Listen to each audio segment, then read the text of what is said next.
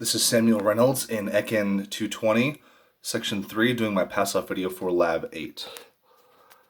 I have my debounce top module ready to program the device. So I'm going to aim the phone there. My board is turned on, it's ready to go. So I'm going to click Program with the bit stream. Okay, now the device has been programmed. So what this lab does is we have fed through, I have to explain it first. I need to explain kind of how the project goes. So this lab, we have our signal. Every time we're going to press button C, which is the middle button on the board, button center, we're going to send it through two flip-flops that act as synchronizers. After that, one of the signals is going to go and get debounced in our state machine that we've made, which is in the module in the lab here. The other one that's not going to be debounced is going to go through an edge detector, or it's called a one-shot detector, and it's going to go through a counter and then eventually get implemented with a seven-segment control module.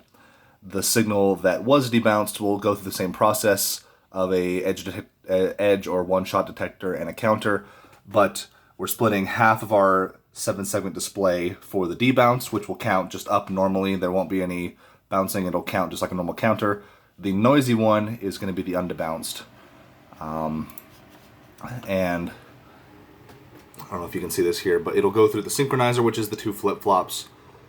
We instantiate our debounced state machine for our sync bounced signal. It'll do a one-shot detector for both, one with sync bounced and one with B to A, which is the noisy and debounced. And then we send it through the mod counter, and we instantiate the control as such.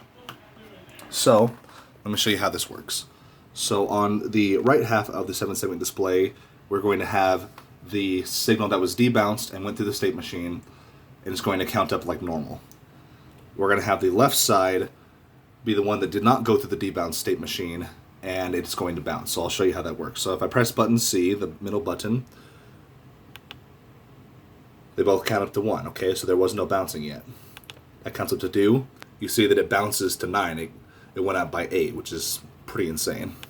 That goes to 3. That bounces to 12. That goes to 4, that bounces to 29. So it's still counting up, but it's still bouncing to various degrees. So it went 2-9, and now it's 2A. So it just went up 1 more, so there was no bouncing there. And then you see it just glitched and bounced up to C. Well, that went to 6. D, so no bouncing there. No bouncing there. No bouncing there. No bouncing there either. So we're going to keep going until we have another bounce. Yep.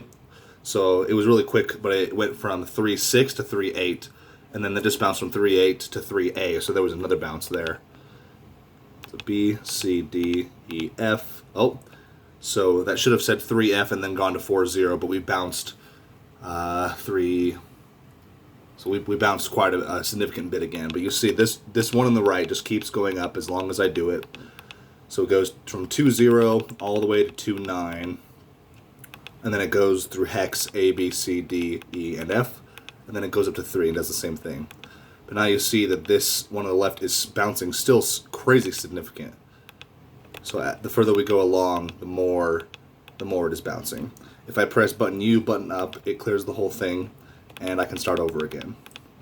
So as you see that the right side is just counting up, oops, sorry, like normal, then the left side is just bouncing. And the bounces can be random, they can be bigger, some can be smaller, but that's because the left side was not run through that debounce state machine that was required for this lab. So I'll reset it one more time. That's all about the explanation that I can give for Lab 8, and thank you so much for watching.